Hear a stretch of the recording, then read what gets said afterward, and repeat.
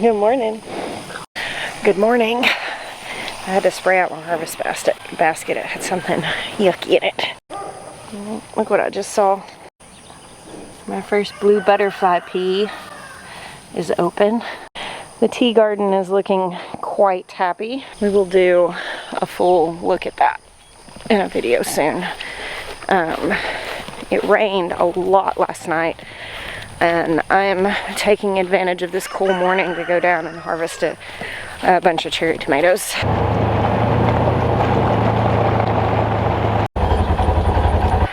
have you guys been? I miss you.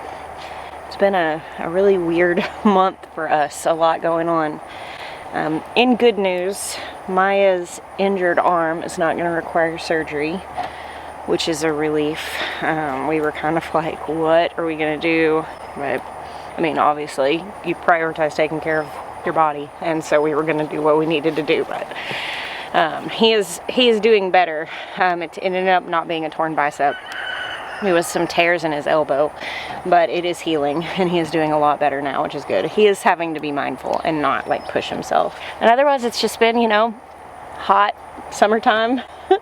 Lots of things on the farm that need to be done, and pretty much us just prioritizing which ones of them are going to get done and which part of the low end we're going to let drag. Sometimes you have to do that. One thing I have not done is prune tomato plants. Can you see? Which means that it's hard to walk through my garden right now, but there's lots of food and it's doing okay. I just think that probably we'll end up with disease, but you know, it's already mid-July, and well, there is a little bit of disease, but in mid-July, this is when things usually start going south regarding the health of things like tomatoes. Look at those Brad's Atomic grapes, looking ripe and beautiful. She's wild this year.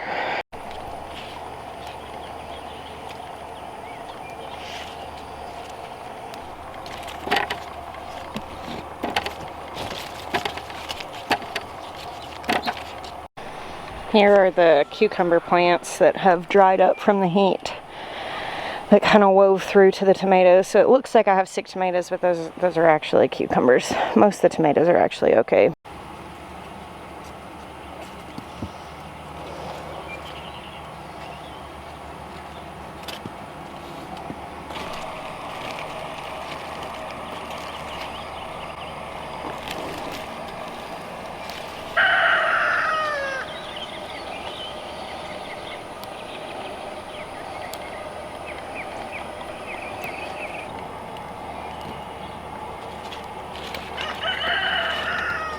Oh goodness.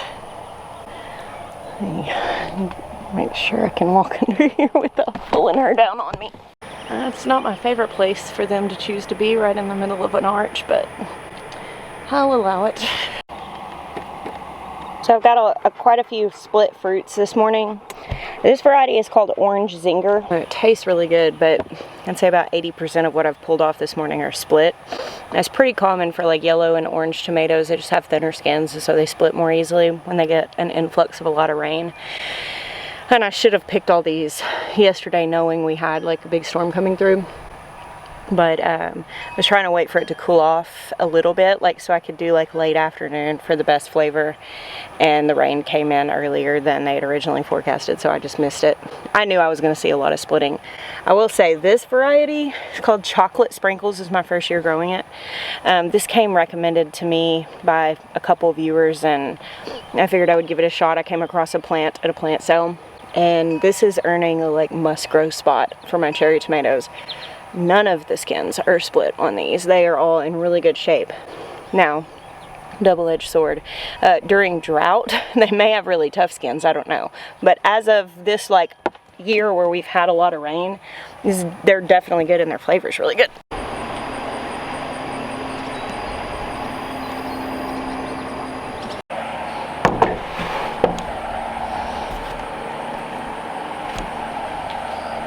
Eating breakfast in the garden, the menu changes seasonally, but it's always good. I was eating strawberries out here just a couple months ago. What'd you get into?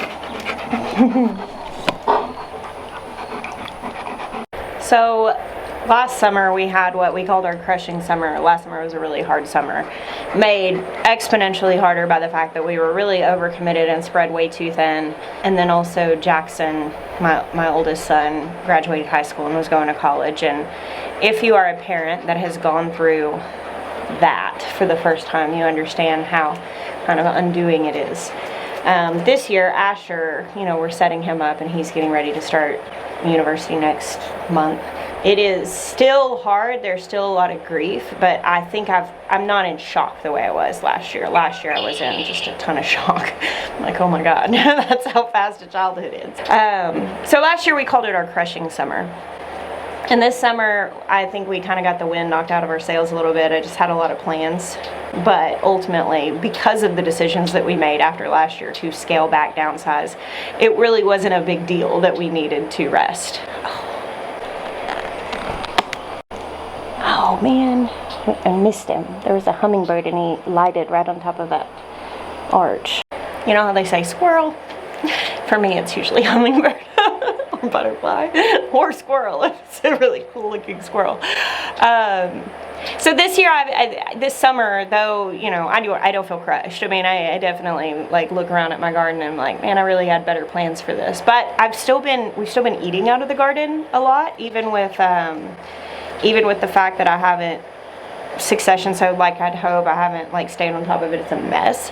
But I mean, I just picked probably 4 or 5 pounds worth of cherry tomatoes here. That's pretty cool. The other day I made this really good elote street corn dish from corn that I harvested, and enchiladas with the tomatillos salsa. I've been eating that. We've eaten that twice in the last couple weeks. But yeah, it's still feeding us, even though it's not necessarily the prettiest garden I've grown. All of that to say, I've been pondering this question since last year.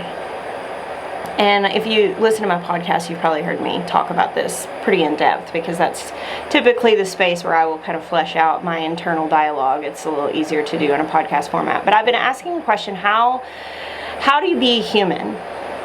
As intended. What is healthy and good for humans to live? Because I'm actually convinced that the way that we are living as a society is really very much against our design, not sleeping well and staying up late looking at screens and eating highly processed food that is, causes disease in our body, and the way that, just overall, I really don't think that as a whole that is really the healthiest way for our nervous systems to thrive, and for our bodies to thrive, and for our minds to thrive, and ultimately for our souls to thrive.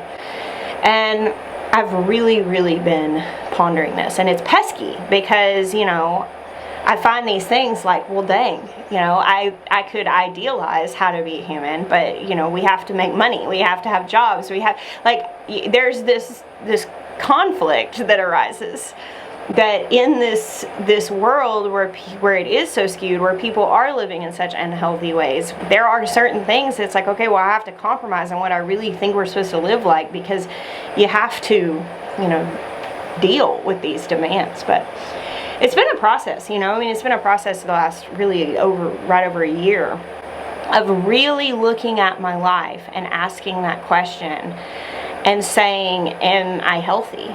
Are my relationships healthy? Is my body healthy? Is the way I care for the earth healthy? And the answer in some of those areas was no, not really. Obviously, a ways down this road, we've been doing the homesteading thing for over a decade now. We grow a lot of our food. I spend a lot of time moving and being mindful of screen consumption and really working on relationships. But I am of the mind that there's always wilder still. There's always deeper still. There's always another level of growth that we can get to. Jeremiah says I'm like a deep sea diver sometimes, that, we go to a level and he's acclimating. I'm like, okay, let's go deeper. I always want to grow more.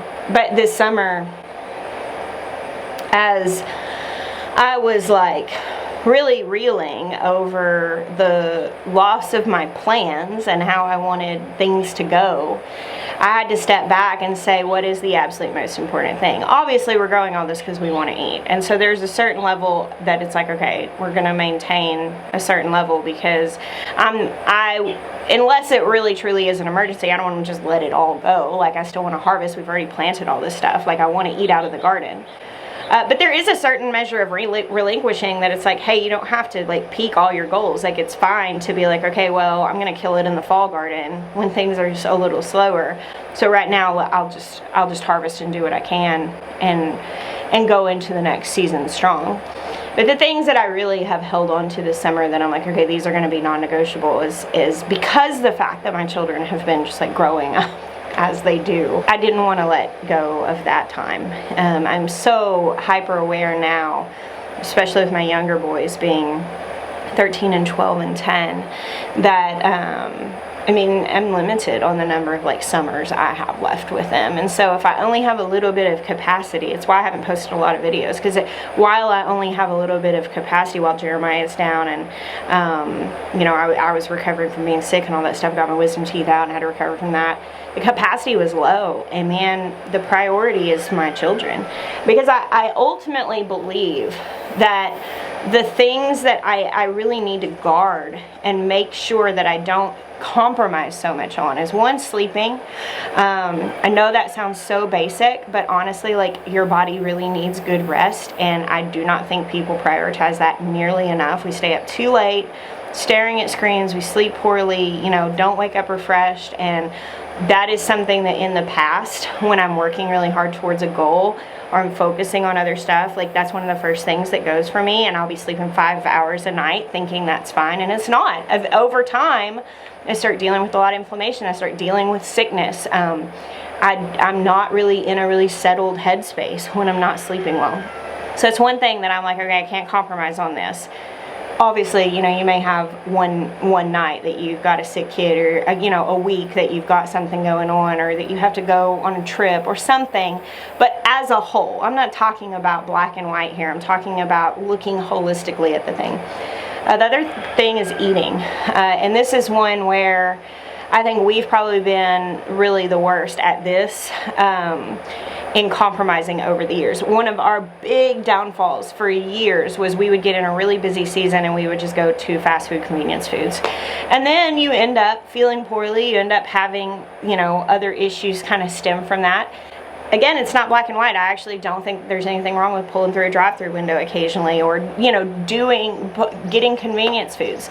You know, whenever you've got a situation arise that you've got to feed your family, I don't think that there's anything wrong with that. But when you are in this place where you systemically compromise on the standard of fueling your body well, it doesn't become an exception. It becomes a way of life. And when things become a way of life, that's when they start having consequences. And so that's another thing in like, okay, how does one actually be a healthy human? I've been thinking, okay, well, we need to eat well. We need to, for the most part, fuel our bodies well, fuel our children well. And in our case, one of the standards for us that we really, you know, try to adhere to is eating largely food that we grow. Again, it doesn't have to be black and white, and there may be seasons where we decided this year, you know, when everything got kind of crazy, we're like, I don't know that we're going to raise Thanksgiving turkeys. I don't know that we're going to get an order of ducks like we had planned on. Let's not this year. And that's fine. Overall, I mean, we still have a lot of food, and that's what we're focusing on eating. And that just means cooking at home, because obviously when you grow food, it comes in ingredients. But, you know, over the last few weeks, I mean, we've been eating a lot of really simple food, nothing super extravagant. I finally, the other night, we got a new waffle maker, and Benjamin has been like, Ben wanted a waffle maker. We've got a new waffle maker, and Jackson asked me to make fried chicken and waffles, and it was the most involved meal I've cooked in a month. And it was so funny to see my family all come in and be like, oh man, like, you're frying chicken? You know, I mean, I don't fry chicken very frequently. It's always a special occasion. And so it was funny for me to be like, wow, this is such a huge part of our life. And then whenever we go into like low battery mode, cooking anything that takes more than like 30 minutes or something goes out the window. Anyway, our goal is to eat well and not compromise on that, and kind of have a plan that if we need to compromise, we can still largely eat good food, but not compromise to the point that we find ourselves 3 months down the road feeling really cruddy in our bodies. And then the last thing, which I think is probably, I'm saying sleep, eat, and this other thing as all together, and I think that you could rank them and be like, oh, this is most important, this is secondary, whatever. But ultimately, I think all of these things are very important to maintaining health as a human, and it's maintaining your relationships that matter. Again, there are seasons. If you've been married for any time at all, you understand that there are seasons where you get to be really honed in and really connected, and then there are seasons where you feel like ships passing in the night, where you are, you know, getting through something. But the biggest thing that I have learned from my last year of learning how to be a human and having my oldest son kind of launch, and all the introspection that's taken, all the downsizing, all the choices, having the wind knocked out of my sails more than once, is when it comes to relationships, when it comes to my marriage, when it comes to my children, when it comes to my close friends, I just don't want to come to a place that I have spent my life just getting through it. And it's so easy to do that. It's so easy to be overwhelmed and to have your to-do list and the pressure breathing down your neck of the plans that you made and the goals that you set and the expectations and the pesky obligations, like making money. Like, I understand, like, some of these things are not always negotiable things. But I do think that when we are living with intention and we're holding the standard of, like, I won't compromise how I'm caring for my body, and I won't compromise how I'm caring for my close relationships as a whole, it kind of starts putting everything else into perspective. And like for me, this last month of you know, kind of being down a little bit, I started to feel like I was losing my garden plans. I'm losing what I plan to do. I was going to do this video challenge. I had these plans. But when it really came down to it, like, hey, you can't do everything, so now you have to choose. I go back to those 3 standards, and, you know, I spent the last month healing, taking care of my body, taking care of my family, caring for my husband while he was down, and ultimately staying connected to my children. And that's really all we had time for. And that's okay. And if I look at the seasons that I had to just get through, I feel like if I just get through by prioritizing those things,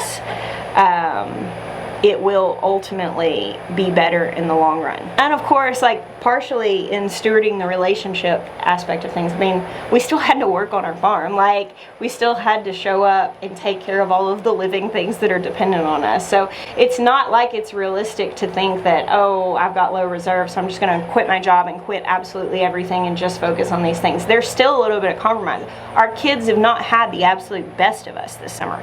Neither has the garden, neither has our sleep or our food.